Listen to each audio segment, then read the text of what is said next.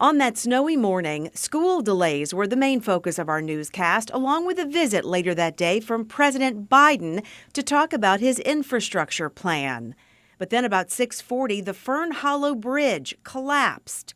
When our crews arrived on the scene, it was terrifying. The 447-foot-long bridge had fallen 100 feet into the ravine below, and 5 vehicles, as well as a Pittsburgh Regional Transit bus, were in the rubble. Delays from the snowy weather is actually what prevented even more vehicles from being on the bridge when it happened. And take a look, the rubble itself prevented the bus from plummeting into the Frick Park ravine, suspending the bus in place. Rescue crews incredibly formed a human chain and helped the bus passengers and those trapped in their vehicles to safety. In all, 9 people suffered non-life-threatening injuries. The newly elected mayor, Ed Gainey, got there quickly and within 2 hours briefed everyone on the situation. President Biden arrived at the scene about 1:30 and saw the devastation for himself.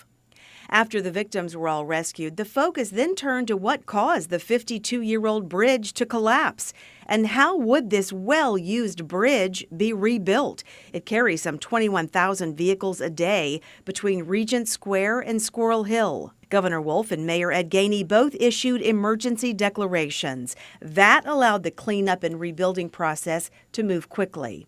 And the bipartisan infrastructure law, which the president was here to talk about, allowed the $23 million cost to be paid for by the federal government.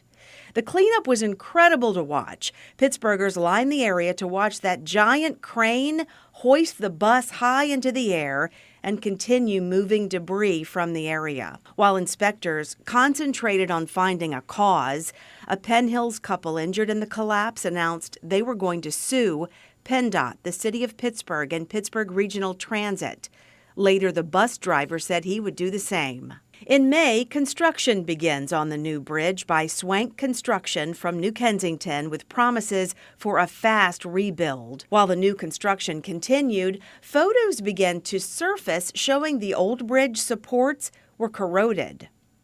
From July into mid-August, we watched the arrival of the new giant 100-ton beams. Sky 4 tracked the impressive journey. They made their way from Blair County and carefully maneuvered through that hairpin turn onto the Boulevard of the Allies to get to their new home.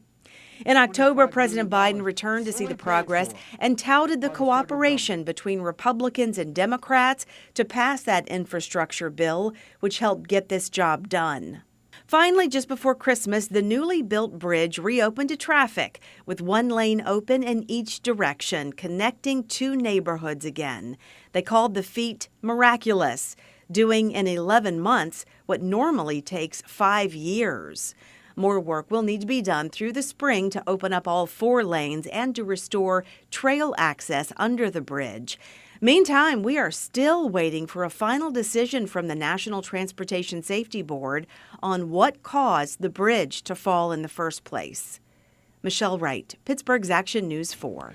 And just to follow up with this part of the story as well, we also just got a statement from the collapse victims that are involved in this lawsuit that was filed last February. It says, quote, "The collapse of the Fern Hollow Bridge, while tragic, was completely preventable.